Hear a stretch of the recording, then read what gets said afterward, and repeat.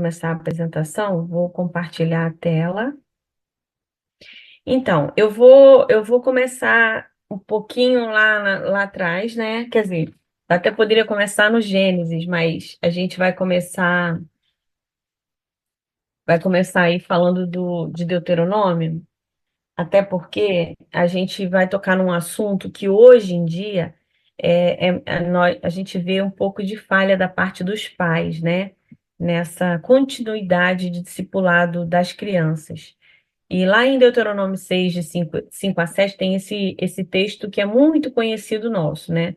Amarás, pois, o Senhor teu Deus de todo o teu coração, de toda a tua alma e de todas as tuas forças.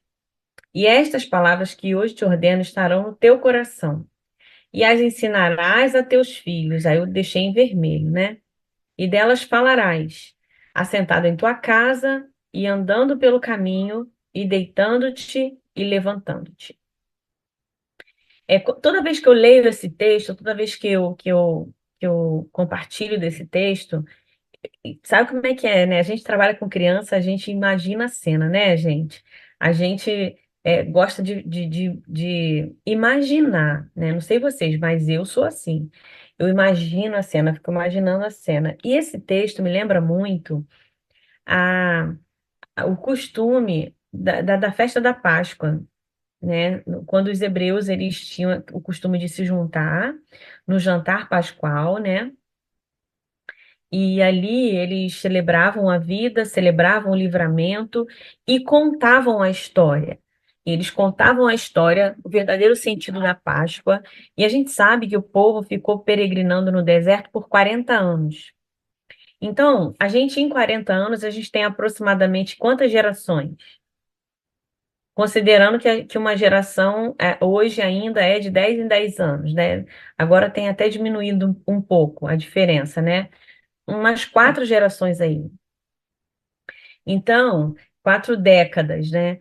E aí a gente pode considerar que se esse versículo aqui, se essa orientação do Senhor não foi observada, muitas crianças não souberam do livramento, não souberam da experiência dos seus pais, a história não reverberou de geração em geração. E aí é por isso que esse versículo é tão importante e é veterotestamentário, né? Tá lá ainda no início de tudo, né? Ele diz, ó, ensinarás a teus filhos em todo momento, na hora que levanta, na hora que acorda, na hora que senta para comer, na hora que vai deitar, na hora que vai trabalhar. Você vai falar das palavras, você vai falar do amor de Deus, você vai falar sobre isso o tempo inteiro. E aí a gente sabe que naquela época, nas festas, né, do Pascual, nas festas da época da Páscoa, tinha o jantar que era o ápice da comemoração, né? Era o ápice do ajuntamento do povo, cada um na sua casa, na sua tenda, no caso, né? Cada um na sua tenda ou cada um nas suas casas futuramente. E o momento ápice dessa festa, desse jantar, era quando o patriarca começava a contar a história do livramento do povo do Egito. Então, eles contavam a história de geração em geração, e essa história ia passando de geração em geração. E aí ele contava qual que era o significado dos elementos daquele jantar, o que que significava o pão da presença, o que que significava o cordeiro, o que que significava o vinho, as ervas amargas, né? O pão sem fermento, tudo isso, e o porquê de tudo. Então, esse era o momento ápice do jantar. E ali, essa tradição ia passando de geração em geração. Houve um momento em que as pessoas que contavam para os seus filhos não viveram, né? Não passaram pelo livramento, pela libertação do Egito, mas eles estavam reverberando, né? Reproduzindo a história que eles ouviram de seus pais. Então, a gente está falando aqui de gerações de crianças que se tornaram adultas e que iam passando essa história que a gente chama de tradição oral, né? Que é o contar, é o falar, é o ensinar de geração em geração. Aí, aqui lá na frente, mais na frente, lá em Juízes 6, versículo 13, diz assim: Mas Gideão lhe respondeu: Ai, Senhor meu, se o Senhor é conosco, por que tudo isto nos sobreveio? O que é feito de todas as suas maravilhas que nossos pais nos contaram, dizendo: Não nos fez o Senhor subir do Egito, porém agora o Senhor nos desamparou e nos deu nas mãos dos midianitas. Então a gente está aqui diante de uma outra história de um filho que não viveu o livramento dos pais lá atrás, que vive de história. Vive de história que os pais contaram, ok? É uma geração que não viveu a libertação do povo do Egito, mas essa história foi sendo contada, contada, contada e chegou até Gideão, que estava ali no meio de uma batalha, que estava ali para ser entregue, que estava ali, né, acreditando em Deus, e aí ele diz assim, ó, e aí, cadê o Deus daquelas maravilhas todas que os nossos pais nos contaram? Que Deus é esse, né? Cadê aquela coisa toda? Cadê aquelas maravilhas todas? Cadê todo o livramento? Então, era uma coisa já meio absurda para aquela geração. É pensar que Deus fez o povo atravessar o Mar Vermelho, com os pés no chão, né? É, que o povo, esse mesmo Deus fez o povo mais na frente atravessar o Rio Jordão também com os pés no chão, que esse mesmo Deus fez aparecer uma coluna de fogo durante a noite e uma coluna de fumaça durante o dia para proteger o povo num deserto que não tinha nada, né? Esse Deus que faz fluir a água da pedra, esse Deus que faz o maná cair do céu e as andorinhas também. Estão entendendo? Era muita maravilha, era muito milagre, era muita coisa, era as pragas no Egito. Então, e os filhos foram ouvindo aquilo tudo. E ali eles estavam diante de uma situação muito séria, né? E aí eu quero pegar o texto bíblico aqui, e até porque para a gente ter esse contexto, né? E aí a gente está falando de uma geração de crianças que viveram de história, né, de história, mas que agora eles eram os protagonistas. Eles eram os protagonistas, né, da história, que é o caso de Gideão. Perdi juízes aqui na Bíblia. E aí ele estava vivendo de história. Muitas vezes nós hoje também estamos assim, né, igual o Gideão. Cadê aquele Deus, né, que fez tantas coisas e a gente não consegue ver o que Deus está fazendo para a gente hoje, né? É, por que que Gideão estava vivendo isso? No início do capítulo 6 diz assim: ó, os filhos de Israel fizeram o que era mal aos olhos do Senhor, e por isso o Senhor os entregou nas mãos dos midianitas durante 7 anos. Olha, a gente sabe que toda vez que a gente lê o termo 7 anos, nem sempre é literal, né? O período de 7 anos que a gente conhece como 7 anos. Porque 7 anos é um código, né? É o número da perfeição. Então, durante um período específico, o Senhor deu. Não estou dizendo que aqui pode não ser literal, tá, gente? Eu digo que nem sempre é literal. E durante 7 anos, o Senhor entregou o povo de Israel aos midianitas. E Gideão estava nessa liderança aqui. Ele estava aqui lutando e tal, e em todas as batalhas que ele lutou até então, os midianitas tinham prevalecido contra os israelitas, né? Aí eles fizeram para si as covas que estão nos montes, as cavernas e as fortificações. Começaram a se esconder. Começaram a se esconder, tipo, não dava para lutar mais. E começaram a se esconder. É só que os midianitas, os amalequitas e os povos do Oriente atacavam eles. E eles acompanhavam Israel, destruindo os produtos da terra até a vizinhança de Gaza, e não deixavam em Israel sustento algum, nem ovelhas, nem bois, nem jumentos. Olha só, tirava olha a estratégia de guerra, né? Tirava todo o sustento, toda a comida, todo o suprimento alimentício. Então, assim, a gente sabe que uma das estratégias de guerra daquela época era fecharem os poços, né? Fecharem os poços de água. Então, o povo ficava com sede, morria de sede, morria de fome porque não tinha comida, porque não tinha boi, não tinha água nem para regar a plantação, as plantações, coisas assim. Por isso que eles faziam poços no alto e também cavernas para se esconderem. Eram alguns lugares onde eles podiam ainda tirar água, né, e não morrer. Aí, no, no, século, No versículo 6 diz assim: Assim Israel ficou muito debilitado com a presença dos midianitas. Então os filhos de Israel clamaram ao Senhor. E aí, quando os filhos de Israel clamaram ao Senhor por causa dos midianitas, o Senhor lhes enviou um profeta que lhes disse: Assim diz o Senhor, Deus de Israel: Eu tirei vocês do Egito, da casa de servidão. Eu os livrei das mãos dos egípcios e da mão de todos os opressores. Eu os expulsei e dei a vocês a terra deles. E disse: Eu sou o Senhor, o Deus de vocês. Não adorem os deuses dos amorreus, em cuja terra vocês estão morando. Mas vocês não deram ouvidos à minha voz. Vamos parar aqui agora. Isso foi até o 10. Então, por conta da desobediência do povo, por conta dessa desobediência, esse pessoal começou a sucumbir. E esses adultos que estavam aqui em questão, eles tinham filhos, né? E muito provavelmente eles já não tinham tanta fé que os pais deles tiveram anteriormente para contar para eles dos feitos do Senhor. E provavelmente os filhos aqui já estavam ainda muito mais longe das promessas e das maravilhas que Deus tinha realizado. Aí a gente tem aqui Gideão, que clama ao Senhor, né? Que entra para clamar ao Senhor e diz: Meu Deus, cadê, né? Como é que a gente está aqui dessa forma? E como é que, cadê as maravilhas, né, que o Senhor fez, que os nossos pais nos contaram? E aí a gente sabe que depois o anjo orientou ele, né? E aí ele foi e fez o que o anjo disse. E depois eles conseguiram vencer. Então, por que que eu falei todo esse cenário?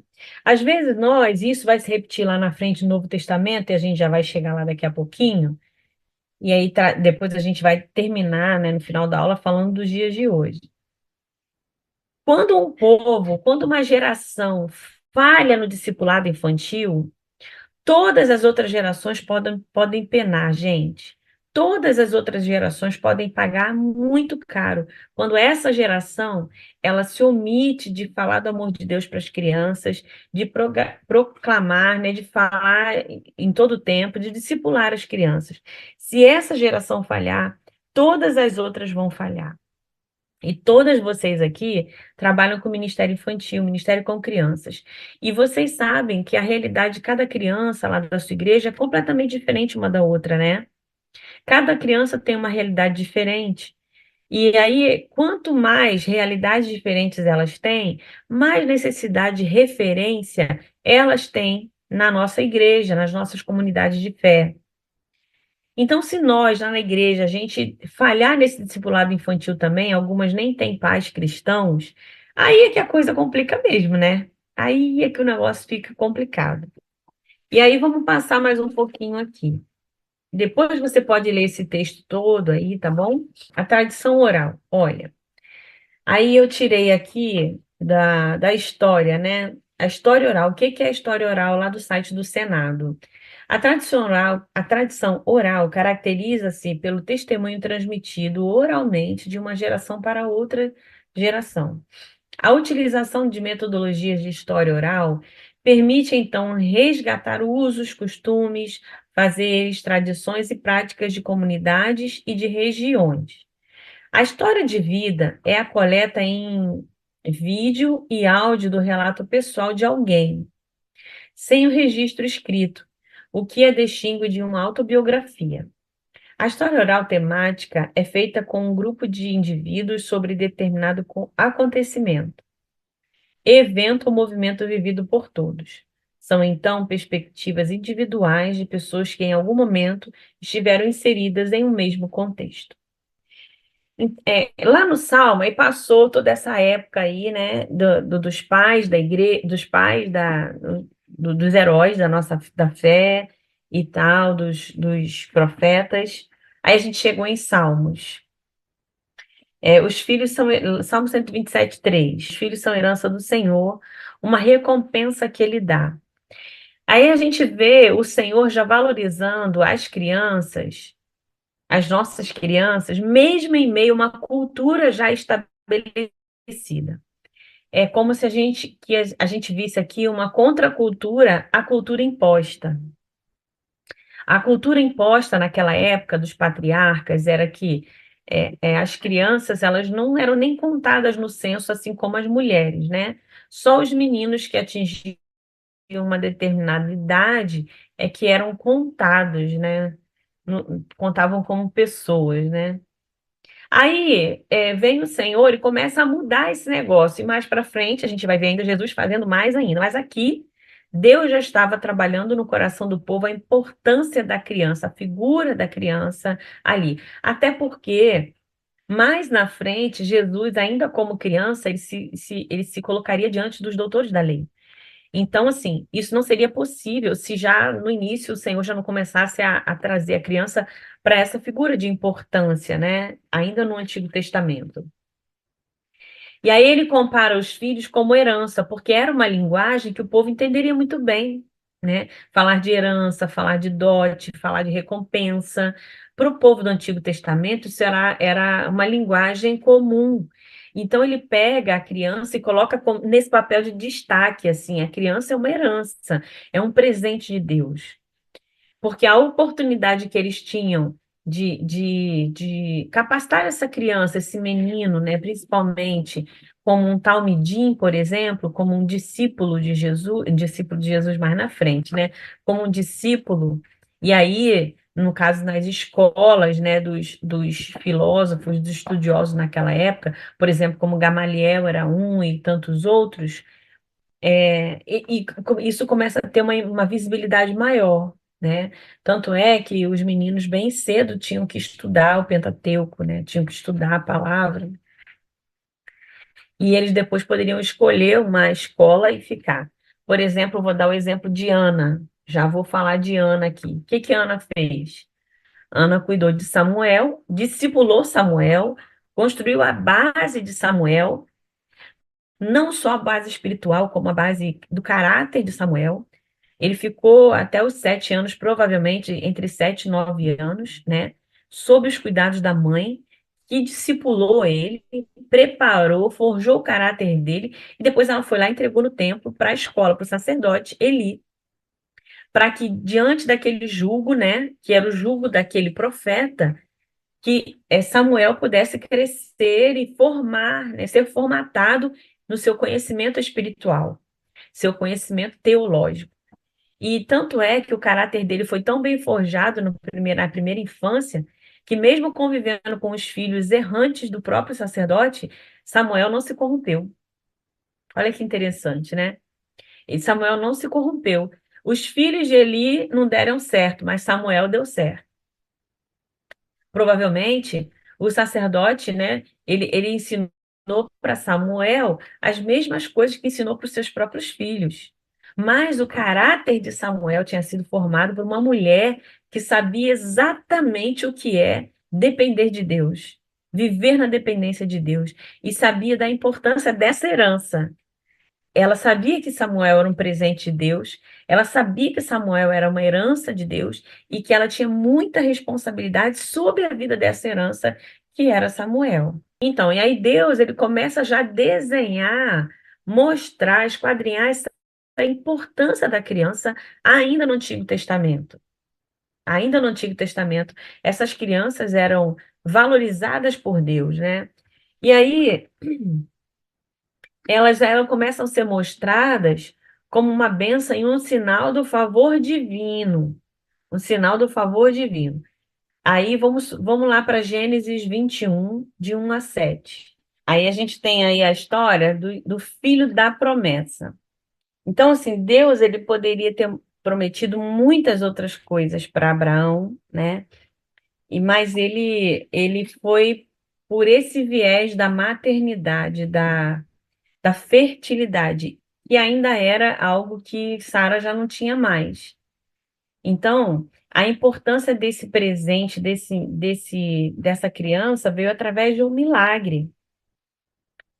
Deus abriu a madre de Sara, né? Então, além de ser uma herança, é uma herança que veio a partir de um milagre. E aí, daí você vê a importância, né?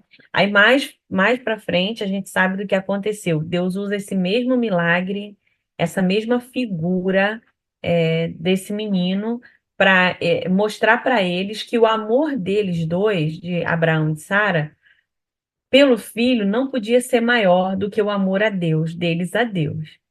É muito comum para um homem e para uma mulher que não pode ter filhos, que tem dificuldade para engravidar. Eu tenho certeza que vocês conhecem alguém assim, que teve dificuldade para engravidar, e aí é muito normal e comum que esse casal ele se apegue a essa criança, né? E aí toma essa criança e bota ela assim, tipo, numa redoma, e essa criança não pode nem pisar numa lama, essa criança não pode comer nada do chão, essa criança não pode isso, não pode aquilo, por quê? Demorou tanto para ter, né? Custou tanto para engravidar e aí a gente acaba super protegendo essa criança. Então é natural que haja todo esse cuidado. Acredito eu que com Sara e Abraão não foi diferente. Não foi diferente. Tu imagina a Sara vendo ali vários filhos, né, nascendo, que não eram dela, né? É muito ruim, né? Para ela ver, quer dizer, o filho, né? Viu o filho de Agar nascendo e crescendo e vários anos olhando aquele menino. Então, quando ela teve o dela, finalmente ela de fato tomou posse daquilo. Imagino que ela, meu Deus, quanta felicidade. Então é normal que haja todo aquele cuidado, aquela super proteção. Aí lá na frente Deus vai e pede exatamente esse fruto, esse milagre em sacrifício por amor a ele. E Abraão vai pronto para sacrificá-lo, para mostrar esse amor. E aí Deus vai e impede. Vocês acham que Deus tinha dúvida do amor de Abraão com ele? Não, né? Mas Deus queria provar para ele mesmo, né? Abraão é que precisava daquela prova. Ele é que precisava daquela prova de saber se de fato o amor dele era tanto assim, né? E aí, mais uma vez, a gente vê uma criança, a figura de uma criança envolvida aí numa prova, uma criança como milagre, uma criança como uma prova do amor de Deus. E aí também Joás, 2 Reis, capítulo 11, versículo 12. Ele era rei, ele se tornou rei ainda criança, se eu não me engano, 9 anos. Ele era uma criança e se tornou rei. A gente sabe que na história do Brasil também a gente tem essa característica, né? Por exemplo, Dom Pedro assumiu o, o Brasil, né, o reinado, uma criança. E na Bíblia, Joás era uma criança, né? A gente tem a história de um rei que se tornou rei ainda criança. E aí a gente vê como Deus usava criança até para isso, né? Até, vamos dizer assim, para governar. E a gente sabe que essa história poderia ter sido omitida para nós, né? A gente poderia não ter conhecimento dessa história. Assim como a gente não tem conhecimento de muita coisa que aconteceu, nem tudo foi registrado na Bíblia. Mas o Senhor Deus deixou isso de propósito para que a gente pudesse hoje entender que ele usava crianças, inclusive para coisas como governar, por exemplo, né? E por que que ele fazia isso? Por que que ele usava crianças? Por que que desde o Antigo Testamento ele já vinha mostrando essa importância da criança, né? Deus conhece o povo dele, Deus conhecia o povo muito mais do que o próprio povo, né? E ele sabia com quem ele estava lidando. E aí então a gente começa a ver a criança na história, na cultura ela era desvalorizada, mas através do Senhor Deus ela vinha conquistando assim o seu espaço de importância na humanidade, né? O Senhor foi mostrando o espaço de importância da criança na humanidade.